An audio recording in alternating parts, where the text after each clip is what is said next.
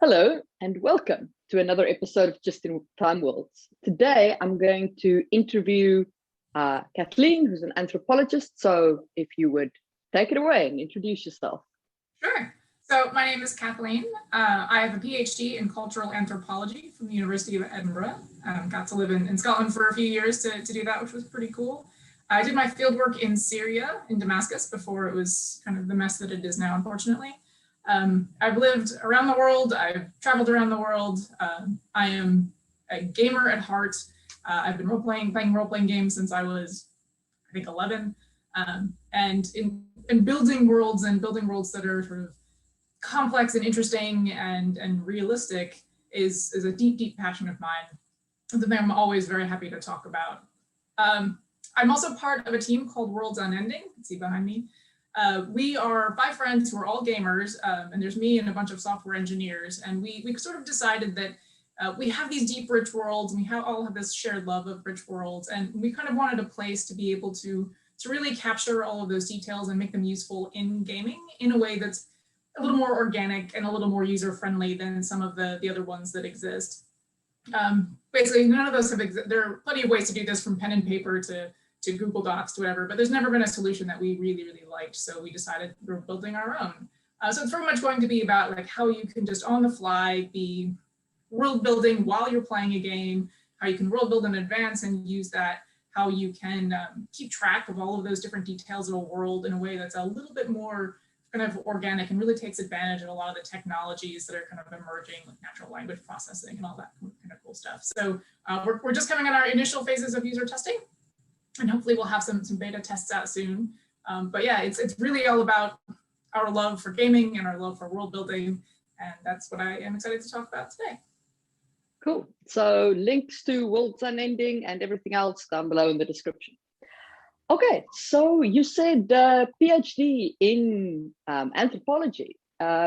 What's your favorite culture, and what do you think are the influencers that made it evolve that way? So in many ways, Syria is the easiest one to talk about for me, and it's always, you always do these things with respect. It's always challenging to kind of pop in and you live in someone else's world for a year or 2 years, and you can only scratch the surface in what you know. But also sometimes you come with this sort of external perspective, so you ask a lot more questions, and so sometimes you wind up learning things that people don't even recognize about themselves. So I'll talk a little bit about sort of my experience in Damascus in particular, in the culture that is Damascus. So I remember when I first got to Damascus, I was coming from Scotland where it was quite cold and raining, and then I showed up in Syria and it was just dry and hot. And I eventually found a place to live in what is the old city of Damascus. The old city of Damascus is literally the old city called Sham al-Dime, old ancient city really. It is surrounded by the old Roman walls that used to define the edges of Damascus. And those walls are still there, and there's just kind of this small bit of the city that lives in there. And there's all these old houses that are sort of built in different historical styles from different times. So you have these houses that are very much tied to kind of Ottoman era sort of sensibilities, and you have some that are older than that, and a lot of these kind of ideas where the house is all walls on the outside, but then inside there are these lovely gardens and fountains and all sorts of things, and just sort of the way that those have developed over time. And there's a giant mosque that's quite famous in the center of the old city. And when you're looking at the mosque, you can see embedded in the current mosque's wall, which is still pretty old, kind of the ruins of an old Roman temple. So it used to be a Roman temple, and then at a certain point it became a church, and then it sort of became a mosque, and it's all there. And you can just see these cultural stratigraphy, if you will, of just kind of, and all those pieces are there. In the old city in particular, still about 40% Christian, or at least was when I was there, which was in the early 2000s. So there's still this heavy Christian influence. And I actually lived between a church and a mosque. And so on Sunday mornings in particular, it was always this interesting game of who could kind of be louder so, on Sundays. But just that it was just fine. It was no big deal, right? And you had, it's now become more contentious and politicized, but you had sort of Sunni and Shia folks. And there's, a deep sort of history there where that divide comes from, but in sort of day-to-day culture and day-to-day lives, that just didn't matter. And then all these kind of old souks and traditional places where you could go shopping, which would be row after row different of the same thing, right? So different gold shops or spice shops or whatever, but people going to the same ones that their ancestors went to, and so it was just a lovely sense of community. So you said there that you can still see the old Roman walls. Now, I personally love the Roman Republic period. I find it to be a fascinating period in history. And I was recently listening to Mike Duncan's podcast, which is one of the best podcasts on Rome, and he speaks of the Syrian slave revolts and how deeply involved Rome was with Syria. Do you think that the democracy of the Roman Republic had an influence on Syria and how it developed governmentally over the ages? Yeah, absolutely. I live in the U.S. and we're sort of a very young nation, right? And so sometimes we very forward and we don't think a lot about our own history. But in places like Syria, that history is very much a lived thing that they talk about still. So when you kind of looked at the way that they talked about their own governments, which is only sort of nominally democratic, there was this sense of ownership though about it, right? It was a sense that even if it wasn't democracy in the way that it's been envisioned, there was this idea that they contributed to it, that the government existed and the political system existed because people had kind of bought into this. And so there was a responsibility kind of in the way that people talked about it, like, yeah, we kind of own that. And if it's terrible, we own that too. And if we hate it, we own that. And I think you see that with the revolution, right? This idea that, okay, maybe we're unhappy about things and we have this voice and this ability to stand up and speak. And I think that comes from this long history of deeply ingrained ideas that, yes, we own the political system, which surely goes back as far as the Romans. Yeah. So now let's talk about, let's say you want to start introducing fantastical elements. So what do you think the single biggest thing would be that would change in a culture like the Syrian culture if you suddenly dropped magic in the middle of it? I mean, I'm not convinced that they don't have their own kind of magic, to be honest. Had that feel. I mean, it could depend on how it sort of played out, right? Is magic sort of a universal? Everyone has a little bit of access to magic, in which case I think probably there's not a lot of change, that it just becomes fantastical elements. But if it's a limited resource, I think that can absolutely change everything. But it also fits in with that broader sense of embeddedness. So I think that you have already seen, and Syrians talked about a lot about kind of sort of hoarding of resources, and that political groups. In fact, there's a great story for this one. They were sort of indirectly talking about some of their own politicians, and they said, "Look, they come from their mountain folk. It's a rough life. What mountain folk learn to do is to plan for things going bad. Is that they hoard everything they can. That they any resource they can get, they hoard it and they control it." And over time, they sort of developed this control over the access to these resources. And that's how you become powerful. And I think that same sort of thing absolutely extends that mentality to how they would probably approach and sort of incorporate magic, because it could be this resource that you could hoard, and those that can kind of get it early can kind of build sort of strongholds. And you'll get these old families probably that have, just tried to breed in some of these things, just like they would, breed in politics and sort of all those connections. Wasta is the word. In Arabic, but just this idea of being able to control some of access to these resources. And I think magic would absolutely kind of be one of these things, but it could also be this game changer, right? Because if it showed up in a place that wasn't controlled, if it didn't just come through lineage, or people could have access to magic who were just born with it organically, now you have this potential for upset and revolution. And actually, so this is less Syrian specific, but there's an author called Ibn Khaldun. And he had this kind of, he wrote back in, it was like the 11th century.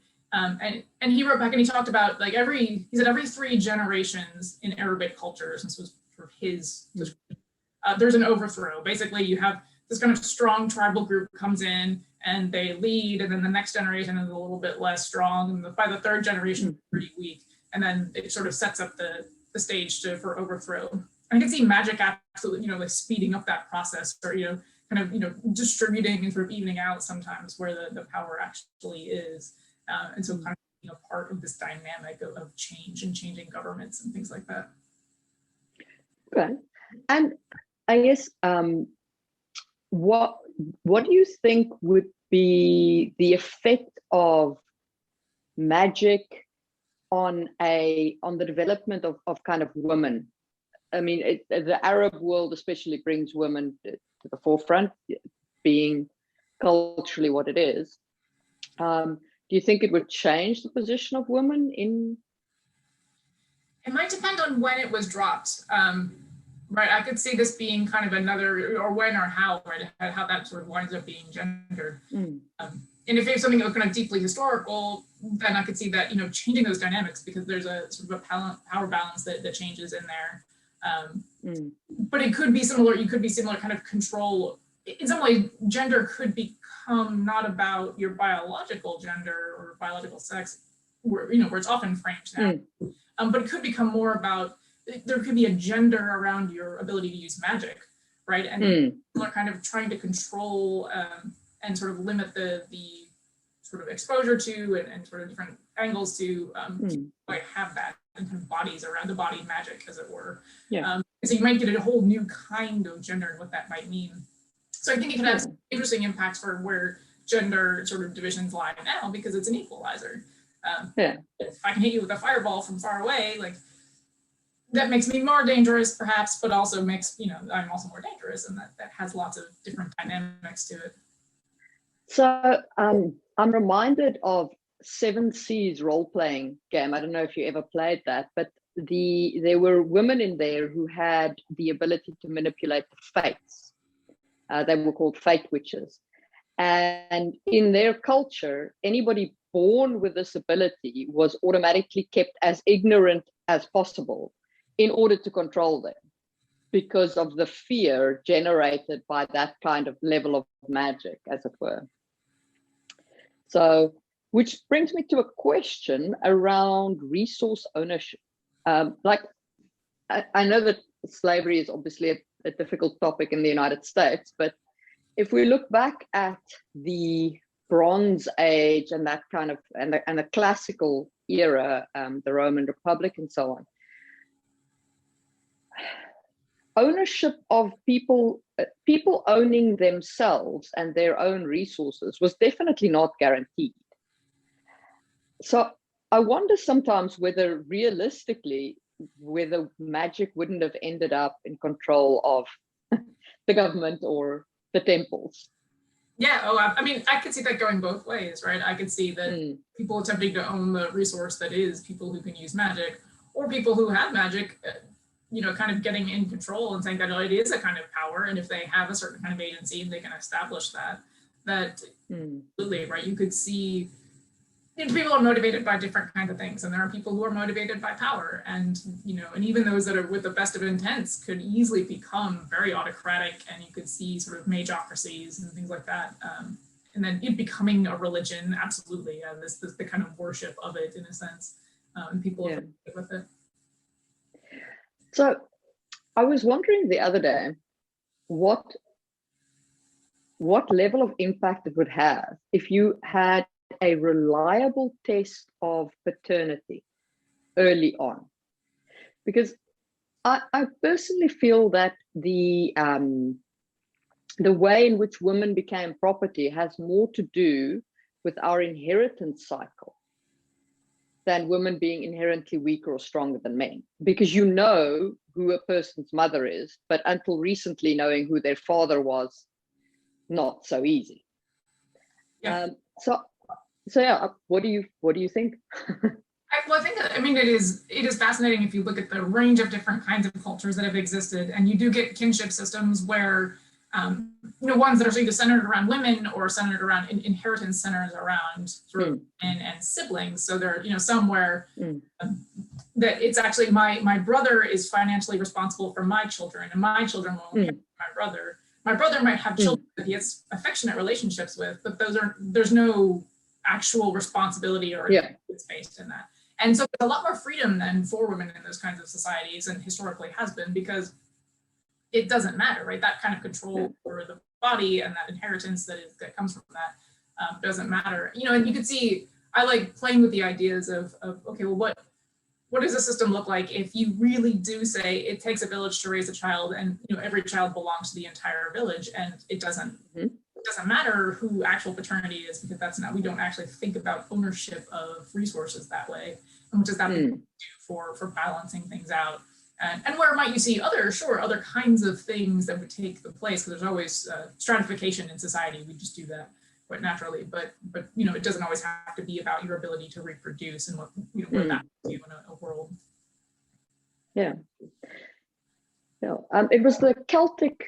The Celtic is the culture that I think of when I think of the matrilineal inheritance through the sister, right? Yeah. So there's a bunch of them in the kind of islands, sort of the Pacific islands in that area that kind of did a lot of very early anthropology work that's more great quality, but there's a lot of exploration there. I think there's a lot in kind of Central Asia too that popped up a lot. That must have changed a lot of your marriage dynamics, because in Europe, your marriage was centered around the continuation of the male line, right? If you're now inheriting not through the man's children, but through the sister's children. Hi, my cat wants to be a YouTube star. But through the sister's children, then you end up in a situation where your marriage dynamic should change quite a lot, I assume.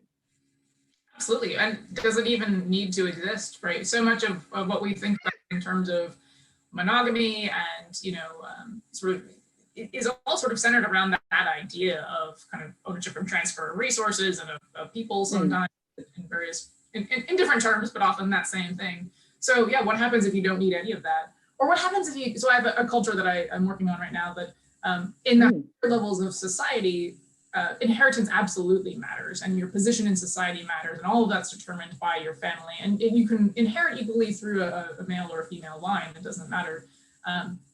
But it's kind of whatever has the highest status is the one you want to inherit from. But in the lower sector of society, they just don't play those games. They don't care. So in the lower sector of society, you see polygamy is common. You see people who, or maybe serial monogamy, the people who just don't marry because that doesn't necessarily have any meaning for them. And so that marriage is so often based in this idea of a political alignment or economic alignment of something. But if you can get rid of that in general, what does that mean? Yeah. That open people up. Yeah. Has there ever been a culture, do you know of a culture where it's been one wife with multiple husbands? I know there's a term for that, but I forget it right now. Yeah, polyandry, I think, is the yeah, polyandry, yes. Yeah. I've heard of rumors of, hard to actually verify. I think there's an exoticization of that happens sometimes, right? Ooh, that's kind of fancy. So I can't absolutely speak to it, but I think it's and I think where it has happened, actually, where I've heard rumors of it, is in places that are very resource poor. That when you're thinking about inheritance and you don't have a whole lot, that if you have sort of three men that are all potentially fathers to one woman's child, and they all kind of act like that, then those resources are going to kind of go down to one set of children rather than being spread across three. So, from kind of a very kind of economical perspective, you kind of create this thing where, like, you don't have an exploding population. You kind of have a population that is kind of keeping the wealth sort of internally a little bit more closely and a little more streamlined. Yeah. That's usually where I've heard about it. Okay. Yeah, so we've spoken about magic and resource ownership and cultures. How do you think it would influence a country's sense of security? Like, do you think, so we often speak of sort of, I guess, food security as well as military security. Now, if one country had magic or had mages and another didn't, you think that would inevitably result in sort of colonization? Very likely, not definitively. I think there are spaces where there are cultures that aren't very expansionistic. We often think about sort of the big religions in the world, and we sort of think about how they're tied to expansionism and that. There are cultures where that's not a thing, where they kind of are happy to own what they own, don't really want to push any further than that. But those often are rarer, and they usually do still try to exert influence if they get sizable enough. And so I suspect that one way or another, there would be the exertion of influence. It might be militarily, kind of by overt expansionism. It might be by, hey, frankly, we just have a leg up in producing all sorts of cool stuff that you're going to buy and you can't get anywhere else. And so it's kind of an economic domination that can happen. So I think you're going to kind of end up wind up creating a world power if they're sort of incorporating and using that in some kind of way, which I can't imagine they wouldn't, right? I've never seen a country use its resources to full effect to try to some people. So yeah. Okay. Is there a topic that you'd like to bring up that's near and dear to your heart? I think the one thing that I just love and I love to really emphasize is that cultures are really holistic, and it's really when you're sort of building a culture and talking about a world, it's about understanding a world view. Because culture can be kind of everything, right? People talk about cultural artifacts, which is the music and the art and the things that are sort of visible and audible, and those are very much speak to and about a culture, right? So if you look at kind of Renaissance art, right, like how things were changing and the dynamics speak a lot of what was happening culturally and around the world and how people were seeing things quite literally. But it's all these things, right? It's about how you see the world. It's about how you do your government. It's about how you do your economic system. And those are all kind of tied together in sort of interesting ways. But it's also always contested, right? Like there's never just this uniform. There are always subcultures. There are always people that disagree, and kind of finding those points there, that has implications for security. That has implications for people who are going to be competing over these resources internally, and kind of what that looks like. So I always try to find, there is a culture and there's a worldview, and we can talk about this culture is very collectivist in its mindset, and so they're really big on a lot of freedom from concepts rather than freedom to concepts. I think it was Margaret Atwood that said about that, and I just love that as a thing, right? Like we want lots of a security state and things like that. We want to be safe rather than we want to be free, and those are two different ways of thinking about freedom. But like that's not uniform, right? There are people that are going to disagree with that, and so having that nuance and sort of knowing where those different elements are, especially when you're doing role-playing game or building worlds for books or novels or anything like that, knowing where those spaces are, it can be really, really fun to play with. Well, thank you very much for your time today. I think this has been a great conversation and very informative. And I hope to catch up with you soon. Links for everybody else, Worlds Unending, down below. Go ahead and support them in their endeavor to build a world building platform. Thank you so much. This was a lot of fun. Thank you.